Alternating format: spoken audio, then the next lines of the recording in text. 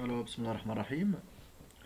Alors aujourd'hui, on fait résoudre la série d'exercices numéro un concernant le cours de circuit électrique simple et les conducteurs isolants.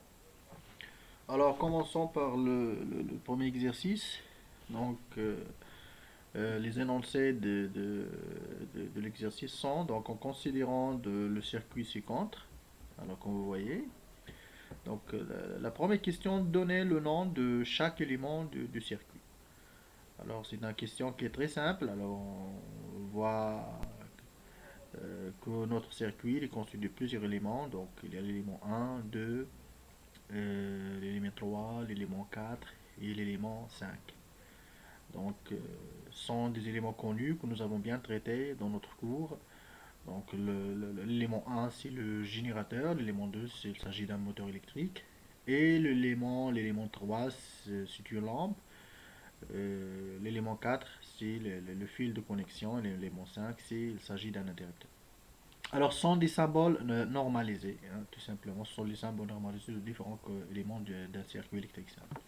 Donc, la réponse à cette question est la suivante. Donc, les éléments du circuit sont le 1, c'est le générateur. 2, s'il s'agit d'un moteur. 3, il s'agit d'une lampe. 4, c'est le fil de connexion. Et 5, il s'agit d'un interrupteur. Alors, passons à la deuxième question. Alors pour la deuxième question, elle est assez simple. Donc il s'agit, la lampe brillera-t-elle lorsqu'on ferme l'élément 5?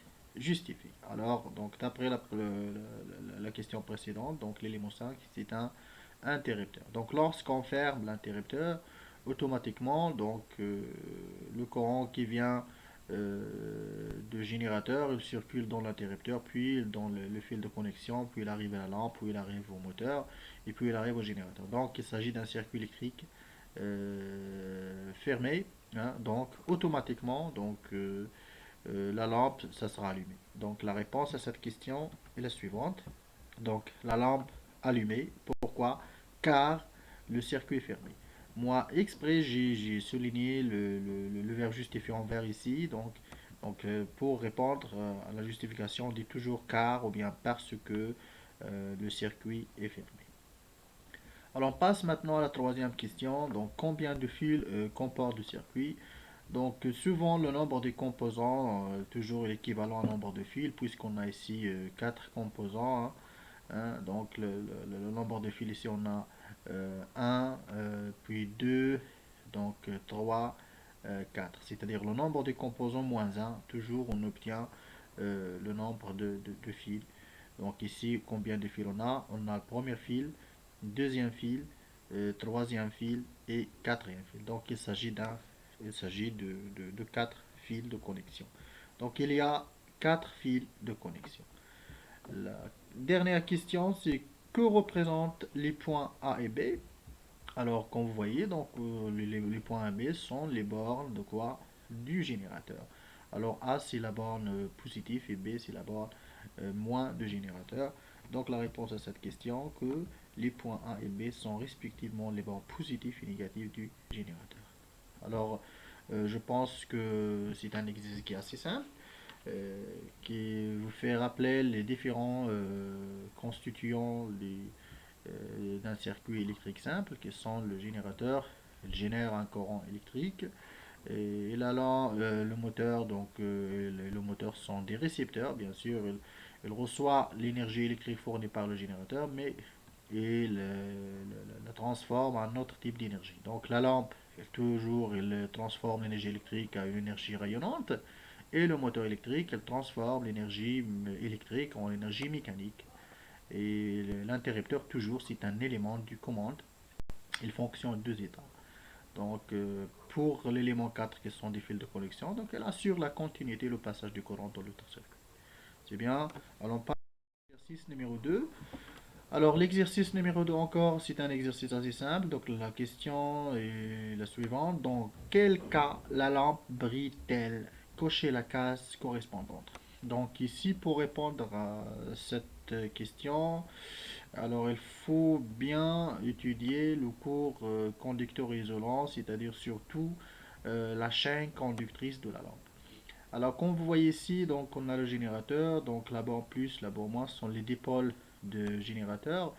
Alors, comme vous voyez, donc ça, il s'agit d'une lampe à incandescence. L'élément qui est rendu ici, donc il s'agit d'une ampoule. Et ce qui est en rouge, donc, sont des éléments, c'est le, comme on appelle, c'est le culot. Et l'élément qui est en noir ici, donc il s'agit du plot central. Alors, le moins, il est relié aussi très bien, hein. Donc, je vous rappelle que les bords du lampe sont le culot et le plot central, hein. Donc, quand vous voyez, donc, puisque la borne plus est reliée à l'ampoule en vert et la borne moins reliée au plot, donc automatiquement la lampe est éteinte. Pourquoi? Parce que la borne plus ne relie pas à la borne de la lampe. C'est bien, donc automatiquement pour ce cas, la lampe, ça sera éteinte. Alors on passe à la deuxième cas. Donc comme vous voyez ici, euh, la borne plus est reliée à quoi? Donc reliée au culot, et pour la borne moins est reliée au plot. Donc pour le cas B, donc automatiquement la lampe, ça sera allumée. Alors on passe à le cas suivant, le cas C. Alors comme vous voyez, donc ça, il s'agit d'un autre type de lampe. Donc ça, c'est une batterie, hein. Donc sous forme rectangulaire, mais ça c'est forme cylindrique. Donc c'est une lampe, c'est une pile sous forme cylindrique, hein. Donc toujours ça c'est la borne plus et ça c'est la borne moins. Alors comme vous voyez ici, donc la borne plus de ce type de lampe est reliée au plot. Par contre, la borne moins est reliée au culot. Donc c'est bien. Donc ils sont reliés aux deux bornes de la lampe. Donc automatiquement la lampe ça sera allumée pour cette cas. Alors on passe à la dernière exemple. Donc vous voyez le moins, donc relié quoi, relié au culot. Mais encore on a le plus il est relié au culot. Donc alors sont les deux bornes du pile donc reliées au même point de la lampe. Donc automatiquement la lampe ça sera éteinte pour cette dernière cas. Donc les deux cas dont la lampe est allumée sont le cas B et le cas C. Donc la réponse qui est la suivante. Donc le cas B et le cas C qui représentent les deux cas pour laquelle la lampe ça sera allumée. Alors on passe à l'exercice numéro 3. Alors l'exercice il dit que en considérant le schéma électrique ci-contre, donc on voyait donc il s'agit d'un schéma qui est composé d'un générateur, des fils de connexion. Donc vous voyez s'il vous plaît, les fils qui sont rouges sont des conducteurs et les fils qui sont en vert sont des isolants. Alors ici on a la lampe L1, la lampe L2, la lampe L3. Donc s'il vous plaît, il faut faire attention. Ici, je rappelle que les verres en vert sont des isolants et les verres en rouge sont des conducteurs.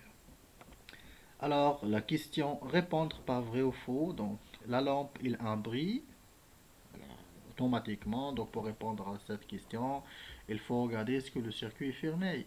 Alors, comme vous voyez, donc ici le courant il vient du générateur, puis il passe dans ce fil. Donc, puisque ce fil c'est un conducteur, c'est bien. Donc, le courant il passe, il arrive à la lampe, c'est bien. Donc, conducteur il arrive à la lampe L2.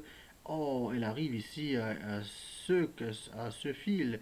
Alors, comme vous voyez, donc ce fil de connexion, donc ça c'est un isolant. Donc, automatiquement ici il y a une coupure du courant de courant électrique. Donc, pourquoi? Parce qu'on sait très bien que le rôle d'un isolant, il isole et ne laisse pas passer le courant. Donc, aucun courant qui ne passe. Donc, le courant n'arrive pas d'arriver à ce point de générateur. Donc, il s'agit d'un circuit ouvert. Donc, automatiquement, la lampe, elle a un bris. Non. Donc, la réponse, c'est faux. Les lampes, elles ont un L de bris. Donc, c'est faux. Le circuit est fermé, c'est faux parce que c'est un circuit ouvert. Pourquoi? Parce que c'est les isolants, ils jouent le rôle d'un interrupteur ouvert. Donc automatiquement, ce circuit, ça sera ouvert. Alors, aucune lampe brille, ne brille, bien sûr. Donc ça, c'est une réponse qui est vraie. Et le circuit ouvert, donc c'est une réponse qui est vraie. Donc, les réponses, ça sera comme suivante. Donc, faux, faux, faux, vrai, vrai. C'est bien. Alors, on passe maintenant à la quatrième exercice. Euh, donc ça, c'est une, comme on dit, c'est une situation problème. Donc ce type d'exercices sont assez importants pour les élèves de première année collège. Donc, pour euh, savoir comment le traitement des données d'un exercice et pour arriver à certaines conclusions qui sont utilisables dans notre vie quotidienne. Alors, l'exercice, il dit, Myriam réalise un circuit électrique simple constitué par un générateur, fil de connexion, verre contient de l'eau de robinet, donc ici c'est l'eau de robinet, hein, et un interrupteur et une lampe. C'est bien, donc la question, représenter le schéma réalisé par Myriam.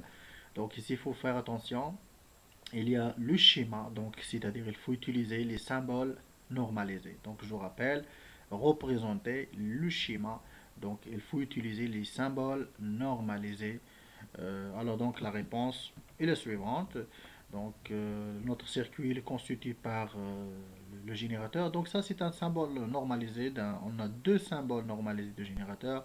Soit le symbole que nous avons déjà étudié, il y a encore ce symbole. Donc ça c'est un symbole normalisé. Donc un cercle dont on écrit la lettre G en majuscule. Et il ne faut pas oublier les bornes plus ou moins de générateur. Donc ça c'est un générateur de tension continue, hein.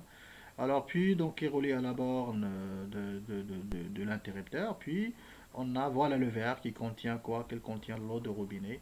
Et puis, on a la lampe. Donc, ça, c'est un circuit expérimental dans lequel on veut vérifier est-ce que l'eau de robinet est conducteur et conductrice de l'eau ou non, de l'électricité ou non. C'est bien, donc je pense le schéma est clair. Donc ça c'est le schéma réalisé par Meriem. Donc il faut toujours vérifier les composants. Donc un générateur, voilà. Fil de connexion, donc on a plusieurs ici. Donc fil de connexion, on a ce fil et il y a encore ce fil de connexion. Alors et pour l'eau de robinet, donc on voyait, donc ça c'est un verre qui contient de l'eau de robinet, hein. Et on a l'interrupteur, comme vous voyez, on a la lampe, c'est bien. Alors, on passe maintenant à la deuxième question. Pourquoi alors ici il faut faire attention. Donc, Mérien ferme l'interrupteur. Donc, je suis dit le verre fermé, hein, ferme l'interrupteur. Il a observé que la lampe est allumée, hein. Donc, il a observé que la lampe est allumée. Donc, Mérien il est en train de faire l'expérience. Il ferme l'interrupteur. Il a observé que la lampe est allumée. Donc, puisque la lampe est allumée, donc on vous répondre à cette question. Pourquoi la lampe est allumée? Donc, la réponse est très très simple. Pourquoi? Parce que lorsque Myriam ferme l'interrupteur, il voit automatiquement la lampe allumée. Donc, ceci implique que le circuit est fermé. Donc, ceci implique encore que l'eau du robinet laisse passer le courant. C'est bien. Donc, la réponse à cette question, que la lampe est allumée car l'interrupteur est fermé et l'eau du robinet, hein, l'eau du robinet laisse passer le courant dans le circuit. Donc, il s'agit d'un circuit fermé. Voilà. Donc, puisqu'il s'agit d'un circuit fermé, alors automatiquement la lampe, donc ça sera allumé. Troisième question, que peut-on conclure? Donc, ça, c'est une conclusion très importante. Il faut l'apprendre. La conclusion, c'est que l'eau est conductrice d'électricité. Très bien. Alors, on conclut que l'eau du robinet est conductrice d'électricité. Donc ça, c'est un exercice qui est assez important. Donc c'est une situation problème. Euh, sont des exercices qui viennent de l'expérience. C'est-à-dire on fait l'expérience, ça c'est un montage expérimental, hein, pour arriver finalement de conclure que l'eau de robinet est conductrice d'électricité. Donc c'est quelque chose qui est très très important. On passe à la dernier exercice. Moi déjà j'ai traité cet exercice au cours, mais je le rappelle exprès, je fais rappeler, hein, je le fais rappeler. Pourquoi? Parce que c'est très important, il faut savoir par cœur les différents composants de la lampe et en plus la chaîne conductrice de la lampe. Alors donc la question c'était compléter les légendes et utiliser utilisant la liste des mots suivants, anneau, filament, culot, plot, soudure, tige, ampoule. Donc la réponse était comme suivant, hein. Et la deuxième question, citer les éléments qui constituent la chaîne conductrice. Donc comme j'avais expliqué déjà, donc on a toujours le culot, il est relié aux tiges, il relie encore au filament, puis il relie au deuxième tige, il relie au troisièmement au plot central. Donc, sont les éléments qui constituent notre chaîne de la lampe à incandescence. Donc voilà, alors les éléments de la chaîne conductrice de la lampe sont le culot, tige, filament et plomb. Et je vous remercie beaucoup. Alors notre rendez-vous avec une autre série d'exercices. Et merci bien.